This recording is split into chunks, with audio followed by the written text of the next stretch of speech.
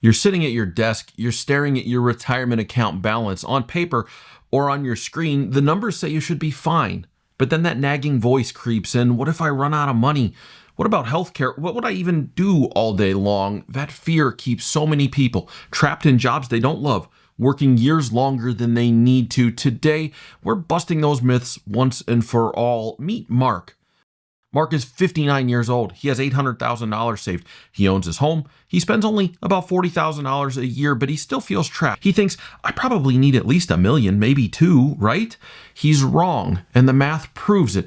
If he retired today and kept on spending $40,000 a year and elected his Social Security at age 65, assuming that the Social Security is going to be even $1,700 a month, might be a good bit higher, depending upon his earnings, we can see that from an income standpoint, Mark can fully fund his retirement 100% of the time looking at historical returns. Now, let's be clear. We need to do a lot of planning here. He's got to have health insurance. We need a plan for long-term care medical costs. We've got to have a plan to manage his taxes. We haven't even discussed the breakdown of what the $800,000 is. But just some quick math proves point number one. Early retirement isn't just for the rich, and you don't need millions of dollars to be able to do it. You ever hear the saying, it's not how much you make, it's how much you keep? Well, that's good advice. In retirement planning, we can alter that saying to be, it's not how much you have, it's how much you need. In a case like this, Mark doesn't need a ton of resources to say goodbye to the grind and start living his dream retirement. And so if early retirement isn't just for the ultra wealthy, why do so many people wait to retire? That brings us to myth number 2. Have you ever had a long weekend off of work? Not a whole vacation, not like some time that you went somewhere, just 3 or 4 days in a row of being off. How did it feel? It felt great. You were probably like, I'm going to crush this. I'm going to get that house project done that I've been putting off. I'm going to meet up with some friends for dinner. I'm going to binge that show that I just started. I can't wait. I don't have to go back to work for 4 days. You did all the things, and it was fantastic. It wasn't some hot air balloon ride around the world. It wasn't the dream bucket list European vacation, but it was amazing. Let's talk about Sarah. Sarah's 60. She's at the peak of her career. Bigger paycheck, more respect. Everything she ever worked for. She tells herself, I'll retire in a few years. But then a few years becomes a decade. And at 70, she looks back and she realizes she traded the best years of her life for a paycheck that she didn't need. She kept on working, not because she loves what she does for a living. This isn't her life's passion, but she's at a good spot in her career. She's making more money than she ever has. She's well respected. And so she just keeps doing it. She tells herself the story that it would be foolish to retire now because the money's so good. She doesn't mind it. And after all, what would she even do with herself if she retired? Here's where Sarah's all wrong.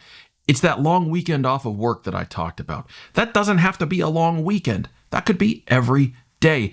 This is a huge problem in American culture. There are all of these ideas that feed into continuing to work. One of them, work is purpose. Not true.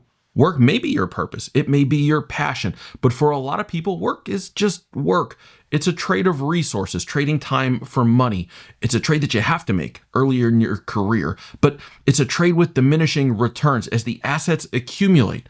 And as the time slips through the hourglass, you're trading something you can't get more of for something that you don't need more of. Go with me here on a quick exercise. Clear your mind of all of the preconceived notions. Wave the magic wand over your daily life. Money is no longer a consideration here. You can literally do anything you want to do. What do you want to do today? If what just came to mind was anything but going to work, you need to retire when you're financially able. Whether you thought of volunteering, spending more time with family, gardening, traveling, it quite literally doesn't matter. If work isn't your passion, you should stop doing it and start living your passion as soon as you have the financial means to be able to do it. That's myth number 2, the myth of time. The idea that all the stuff that you still want to be there will still be there whenever you want it in the future, because that's a lie. The grandkids will only be this age once. Your physical ability to do most anything is likely better now than it will be in 10 or 15 years. All of the things that you have just over there in the corner that you believe your future will be made up of may not be there for you in the future. And spending time today doing something unnecessary rather than living the life you truly want is a lie that we tell ourselves all the time. Hey, if you're enjoying the video, subscribe to the channel, come back and see us another time, and also check out the links in the description below. I left links to a few of our most popular resources for you down there. Now let's get to myth number 3. This is a big one, and I hear this often. It's honestly one of the most misunderstood. I probably hear it a few times a month. I'd love to retire, but I can't retire until 65 because I won't have health insurance. Or I can't retire until 65 because health insurance is just too expensive. Most people assume healthcare will cost them thousands per month in early retirement.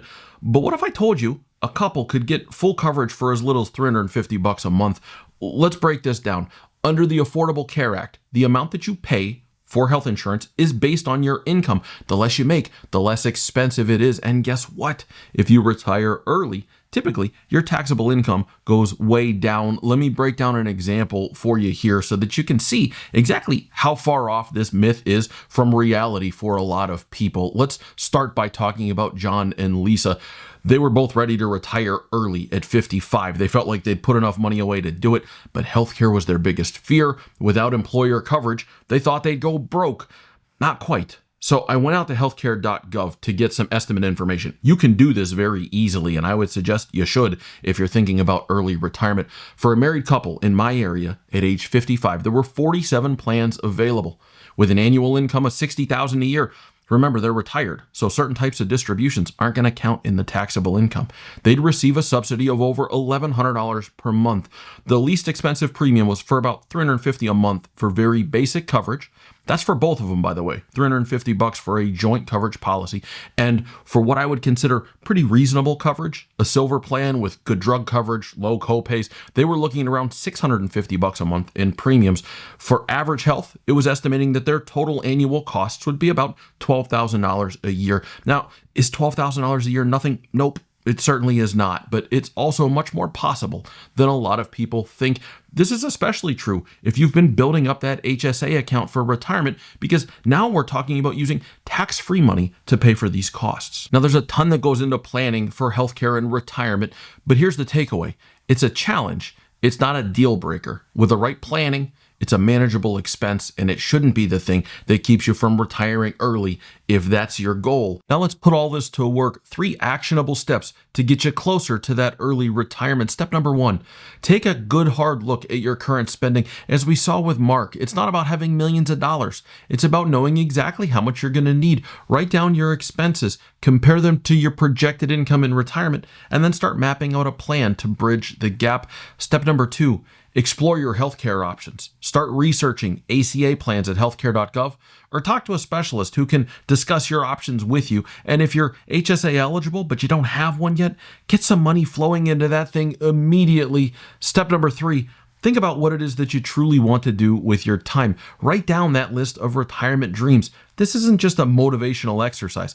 There's power in getting stuff out of your head and written down. Make it tangible and use it as a practical way to set clear retirement goals for yourself. By taking these steps, you're not just dreaming of an early retirement, you're starting to create a roadmap to get there. Every day I see people waiting too long to retire, and the regret is real. Don't let these myths keep you stuck. If you're serious about retiring early and you want some help, let's make a plan. Schedule a consultation using the link in the description. And if you're still exploring, that's okay too. Check out this video right here. It's a must watch for anybody considering early retirement.